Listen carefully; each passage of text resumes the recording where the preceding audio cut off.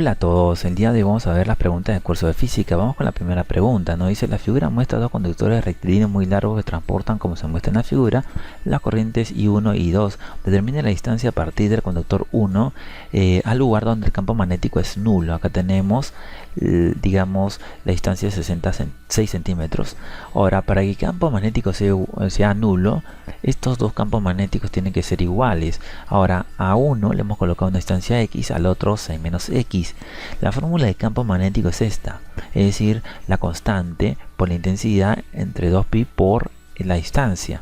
En este caso la distancia es X, acá la distancia es 6 menos X, la intensidad en el primer caso es 1, en el otro caso es 2. Se simplifica simplemente y nos va a quedar esta ecuación. De aquí operamos y aquí nos sale 2. La respuesta es la letra D. Vamos con la siguiente pregunta. La palabra dimensión tiene un significado especial en física. Denota por lo regular naturaleza física de una cantidad. Por ejemplo, independientemente de que se utilicen pies o metros al medir una distancia, es una longitud. En estas condiciones nos dan esta ecuación. B la velocidad, P la presión y nos dice que representa la constante K, digamos la letra K. Esta es la ecuación.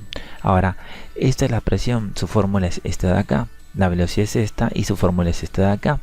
Ahora operamos de esto de acá y K nos sale m por L a la menos 3. Ahora m es la masa, L es la longitud, entonces K tiene que ser la densidad o la masa específica. La letra D es la respuesta. Vamos con la siguiente pregunta. Los sistemas de alerta de mareas y tsunamis consisten en conjuntos de boyas que envían información a un centro de monitoreo en el cual los especialistas determinan si el movimiento del mar es peligroso para las embarcaciones o las costas. Si dos boyas se encuentran separadas 6 metros, se ubican sobre dos crestas consecutivas de olas y registran una velocidad de las olas de 1,5, determina el periodo de oscilación de estas olas del mar. Ahora, acá están las dos boyas, están distanciadas por 6 metros, ahí está, la velocidad de la ola es 1,5, pero hay que usar esta fórmula. Esta fórmula nos dice que esta distancia 6, ahí está, será igual a la velocidad, ahí está, por el tiempo, que es el periodo que se pide, es decir, 6 entre 1,5, ese tiempo o periodo será 4 segundos. La letra C es la respuesta. Vamos con la siguiente pregunta. Una caja de madera de 4 kilos es empujada por una fuerza constante F que sube con una rapidez de 6 metros por segundo sobre un plano inclinado que forma con el plano horizontal un ángulo alfa, conforme se puede observar en esta figura de acá. Ahora, la dirección de la fuerza F es paralela al plano inclinado y el coeficiente de fricción cinético es justamente 0,5. En este contexto, ¿qué afirmación de esta de acá es verdadera? La gravedad vale 10 y nos dan como dato que seno de alfa es 0,6, coseno de alfa 0,8. Ahora, lo primero es 4 por 10 es del peso, 40. Lo primero es esta fuerza que vale 40. Se descompone esa fuerza en otras dos fuerzas, que es esta de acá y esta de acá. Esta fuerza será ese peso por el seno de este ángulo alfa, por eso que nos dan el dato de cuánto vale el seno de alfa. Y la otra fuerza, esta fuerza de acá será el peso, es decir 40 por el coseno de alfa, por eso que nos dan este dato. Descomponemos esta fuerza y acá nos sale 32 y el otro nos sale 24. Ahora, la normal es esta fuerza, es igual a esta fuerza de acá, 32. La normal vale 32. La fricción es una fórmula, es la constante 0,5, que es un dato, por la normal, que en este caso vale 32. Operamos 0,5 por 32, nos sale 16. La fuerza justamente de fricción es 16. Ahora, ¿qué sucede? Esta fuerza F va hacia allá, hacia la derecha. Hay dos fuerzas que van a la izquierda, tienen que ser iguales, es decir, 24 más 16 es 40 y eso es igual al valor de la fuerza F. ¿Por qué? Porque la fuerza resultante es igual a 0. Luego, la suma de las fuerzas opuestas en movimiento es 16 más 24, 40. La fuerza de rozamiento es 16. Entonces, según las informaciones, la primera, el módulo F es igual a 24, no. La fuerza F es una fuerza resultante en la dirección paralela al plano inclinado, tampoco. La suma de las fuerzas en la dirección opuesta al movimiento de subida a la casca es de 40, claro, lo acabamos de explicar. El módulo de la fuerza de rozamiento es igual a 16, correcto. La 2 y la 3 son correctas, la letra B es la respuesta. Vamos con la siguiente pregunta. Los bomberos tienen una larga historia. En el Perú durante la colonia existían brigadas contra incendios y durante la República se organizó la primera campaña de bomberos, la primera compañía de bomberos, la Chalaca número 1. Su misión, además de apagar incendios, era la de salvar vidas expuestas al peligro. Si una persona pesa 60 kilos de masa, cae en un pozo y los bomberos realizan un trabajo de 30.000 joules para rescatar a esta persona, ¿cuál es la profundidad de este pozo? La gravedad vale 10, eso es un dato. Acá está la persona, nos pide hallar esta altura. Ahora, asumiendo que la persona se le da con una velocidad constante, se cumple que este peso es igual a esta fuerza. Y el peso es una fórmula, masa por la gravedad. Ahora, el trabajo de esa fuerza será la fuerza por la distancia. ¿Pero qué fuerza? Este peso. Entonces reemplazamos m, masa por la gravedad, por la altura. Entonces la masa es 60, ahí está. La gravedad es 10, ahí está. La altura es esta de acá, ahí está. Y eso es igual a 30.000.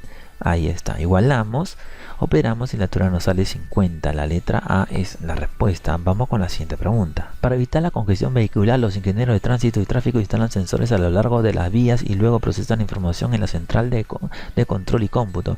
La figura muestra el tipo de información procesada. Representa dos autos que se mueven en sentido contrario en una vía de doble sentido. De los datos mostrados en el gráfico hay las velocidades de estos autos. Acá está el gráfico, que es el mismo que está acá. Ahora, tenemos dos rectas, una es esta de acá y la otra es esta de acá. ¿Qué sucede? Que la velocidad está representada por la pendiente de esas dos rectas, es decir, la tangente de cada ángulo. En caso de A, será de la recta A, esta de acá, será justamente este ángulo, la tangente de ese ángulo, alfa, será 100 entre 10 y nos sale 10. Ahora, la tangente de este ángulo, del ángulo beta, es igual a la tangente del ángulo teta, pero con signo negativo. La velocidad será igual a la tangente de beta, es igual a la tangente de teta con signo negativo. La tangente de teta será igual a 100 entre 2,5. Eso nos sale 40, pero con signo negativo, es decir, menos 40. Es decir, nos saldrá 10 y menos 40. La letra C es la respuesta. Vamos con la siguiente pregunta. Un amperímetro es un instrumento utilizado para medir la intensidad de corriente transportada en un conductor. Para medir una intensidad de corriente I mayor que la permitida por la escala del amperímetro I sub 0, se conecta una resistencia RT en paralelo con el amperímetro, tal como se muestra en esta figura. Acá está la resistencia, acá está el amperímetro, acá está la intensidad. Ahora, si disponemos de un amperímetro que puede medir una intensidad de corriente I sub 0 es igual a 10, y tiene una resistencia interna. La resistencia interna será de 9,9. Determine cuál es la resistencia R de esta de acá, que tenemos que conectar para una corriente máxima de 1, digamos un ampero, ¿no? Un amperio, ahí está. Primero, lo que pasa es de que nos han dicho que esta resistencia I sub 0 es 10 justamente, pero en miliamperios, ¿no? Entonces acá tenemos 10, pero digamos la intensidad I es 1, es decir, 1000 amperios, ahí está, ¿no? Y digamos microamperios, digamos, ¿no? O miliamperios, perdón. Ahora, pero como esto es 10 y acá tenemos 1000, este tiene que ser sí o sí 990, la intensidad que pasa por acá. Ahora, la resistencia acá es justamente 9,9, dato del problema, y acá nos falta hallar esta resistencia en este lado de acá. Ahora, como el amperímetro A y la resistencia RD están en paralelo, los voltajes son iguales. Entonces, como los voltajes son iguales, se cumple que la multiplicación de esto por esto es igual a esto por esto. Ahí está. Es decir, 10 por 9,9. Operamos y la resistencia nos sale 0,1. Es decir, que la respuesta acá es la letra D. Vamos con la siguiente pregunta. Las placas tectónicas se mueven por una debajo de otra. Por ejemplo, la placa del Pacífico se mueve a 8 centímetros al año. En este proceso, la placa inferior engancha, comba y comprime la placa superior hasta un punto en el que las placas se desenganchan y se descomprimen, liberando una gran tensión y energía que causa un terremoto. Ahora, en un punto de 100 kilómetros de la costa se produce un sismo que se propaga a través de la corteza terrestre con una velocidad de 5000 metros por segundo, y simultáneamente se genera un maremoto que se propaga en el mar con una velocidad de 1500 metros por segundo. En estas condiciones calcula el tiempo que transcurre entre la detección de las ondas sísmicas y, digamos, la llegada del maremoto al litoral. Ahora, ¿qué sucede? Que la distancia es 100 kilómetros y la velocidad en un caso es 1500 y en el otro caso es 5000. Ahora, ¿qué sucede? Bueno, es simplemente el MRU. hay que aplicar el MRU, nos pide la diferencia de tiempo.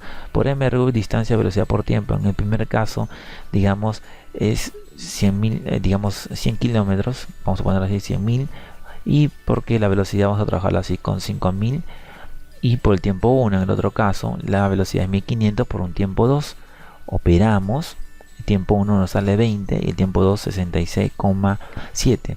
Restamos y nos sale justamente 46,7 segundos. La letra A es la respuesta. Vamos con la siguiente pregunta. Matemáticamente, un campo eléctrico es la fuerza eléctrica dividida entre una carga puntual de prueba. Ahí está. La energía potencial es justamente esto de acá, y es independiente del valor de esa carga y tiene un valor de cada punto dentro de un campo eléctrico. Con estas definiciones, si consideramos una carga puntual de esta medida en el vacío y aislada, se encuentra a 6 centímetros en punto P, ¿cuál es la proposición correcta al referida potencial y al campo eléctrico del punto P? Nos dan estos valores, digamos, esos datos. Ahora, acá tenemos la carga. Esta es, digamos, el valor de esa carga, pues es un dato del problema. Acá está el punto P. La distancia es 6 centímetros, es decir, 6 por 10 a la menos 2 metros. Tiene que estar en metros. Ahora, el potencial en dicho punto es positivo, ya que la carga puntual es positiva también. Entonces, ¿qué va a suceder? Digamos, ese potencial eléctrico es una fórmula que es esta de acá. La constante K es esta de acá. Nos da justamente el problema. Lo colocamos acá. La carga es este valor de acá, reemplazamos, y la distancia es esta de acá, va en la parte de abajo. Tenemos todos los tres valores, operamos y nos sale 3 por 10 a la 4 voltios. El potencial es ese y es positivo. Entonces acá la respuesta será la letra E. El potencial eléctrico en punto P es positivo y vale 3 por 10 a la 4 voltios. Vamos con la siguiente pregunta. Juan aprendió que los vectores tienen unidades, módulos y dirección. Además, se pueden sumar y restar entre otras operaciones aritméticas. Cuando se encuentra en su habitación, observa que un insecto vuela en un punto A en la pared y va hacia un punto B sobre el techo, y nota este desplazamiento dado por el vector, digamos, estas medidas de acá, y luego el bicho se desplaza al punto C donde la pared por medio de este otro vector. Esta situación se anima a ponerla en práctica. Lo aprendí y se propone hallar el vector que llevaría del punto A hasta el punto C. ¿Cuál es este vector? Bueno, tenemos estos tres vectores A, B y C, y digamos por dato el vector AB es esta cantidad de acá, lo que nos había dicho inicialmente el problema. La cantidad, digamos, el vector BC es esta cantidad de acá, pero hay un detalle, digamos, AC, pues esto de acá tiene que ser la suma de vector AB más BC. Es decir, sumamos estas dos cantidades nada más y nos va a salir esta cantidad de acá, que es la respuesta, 0,5 y más 3J menos 1,3K. La letra E es la respuesta. Vamos con la siguiente pregunta. A Carlito le regalaron un carro de juguete de masa de 0,5. Jugando, empuja el carro hacia la derecha sobre una superficie horizontal. Al soltarlo, el carro tiene una rapidez de 3 metros por segundo, pero frena por la fuerza de fricción. El carro se ha desplazado 1 metro hasta detenerse. ¿Cuál es la fuerza de fricción que actúa sobre este carro? Suma que solo existe fricción en el piso y las ruedas, además que el carro se mueve a lo largo del eje X positivo. Bueno, tenemos acá el carro. Lo primero que, digamos, la fuerza de fricción es esta de acá, es igual a la fuerza resultante, es masa por aceleración, pero la aceleración la llamamos de esta fórmula del MRU, y usando los datos que nos dan, ¿no? La velocidad se detiene, es decir, hasta 0, y hay una distancia es igual a 1. Reemplazamos y la aceleración nos sale 4,5. Entonces la fuerza que nos pide de fuerza de fricción será igual en este caso a 0,5, que es justamente la masa, acá está, y por la aceleración 4,5. Operamos y nos sale 2,5 la fuerza, es decir, justamente una fuerza que va hacia allá, pero hay un detalle, la fuerza de fricción es justamente negativa, menos 2,25 es la respuesta, la letra E. Vamos con la siguiente pregunta. Un estudiante quiere utilizar una lámpara de pilas pero dispone de una batería de 12 voltios. Las especificaciones de la lámpara indican que la tensión para su funcionamiento es 4,5 y la potencia eléctrica utilizada en su desempeño es de 2,25.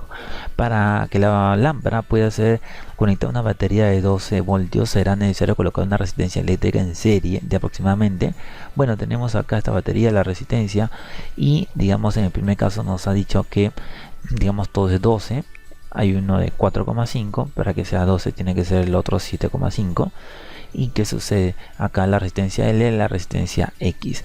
Bueno, entonces para la lámpara la potencia es 2,25 y eso es una fórmula, el voltaje entre la resistencia, acá lo colocamos 2,5, acá en este caso 4,5 y entre esta resistencia operamos y esa resistencia nos sale 9. Ahora, como es un circuito en serie, las intensidades son iguales, es decir, en este caso 7,5 entre esta resistencia será igual a 4,5 entre esta resistencia, pero esa resistencia vale 9. Reemplazamos, operamos y nos sale 15. La letra B es la respuesta. Vamos con la siguiente pregunta. El péndulo siempre es un sistema usado frecuentemente para medir la aceleración aproximada de la gravedad en la superficie terrestre. En un laboratorio de física, un grupo de estudiantes determinó que el valor de la gravedad es 9,92. Ahí lo colocamos, esto es en la Tierra, y usando un péndulo con un periodo de 2 segundos, acá el tiempo es 2, ahí está. Ahora es conocido que el valor de la aceleración de la gravedad en Plutón es de 0,62. Acá colocamos la gravedad en Plutón. Nos dicen cuál es el valor del periodo de este péndulo, es decir, el tiempo en Plutón. Bueno, hay una teoría que nos dice esta fórmula, los periodos, ¿no? Una relación de raíz cuadrada entre las gravedades respectivamente. El tiempo no lo sabemos, en Plutón ahí está, en el otro caso es 2, la gravedad en la Tierra es este valor que aquí está, la gravedad en el otro planeta es este valor. Reemplazamos y operamos y nos sale 8 segundos. La letra E es la respuesta. Vamos con la siguiente pregunta. La superficie de una placa de sodio se expone a una radiación de frecuencia de esta cantidad, digamos, ¿no? ¿Cuál es la energía máxima que tienen los fotoelectrones que escapan de ese metal? Nos dan los datos, que la frecuencia umbral del sodio es esta cantidad y H es esta otra cantidad. Bueno, primero hay que ordenar los datos. Primero nos dice que esta frecuencia de umbral de sodio es esta cantidad. Y acá está, primero. H es toda esta cantidad, aquí está. Y nos dice inicialmente hay una frecuencia que es esta de acá, que es el primer valor que nos dice el problema. Listo. Primero hay que ordenar los datos. Luego calculamos la función del trabajo. Será igual a H por esta cantidad. Es decir, primero esta cantidad por esta otra cantidad. Reemplazamos los valores y nos sale esta cantidad de acá. Luego calculamos la energía del fotón. Y la energía será igual a H por F, es decir, esta cantidad por esta cantidad, la energía de ese fotón. Reemplazamos los valores y nos sale esta cantidad de acá.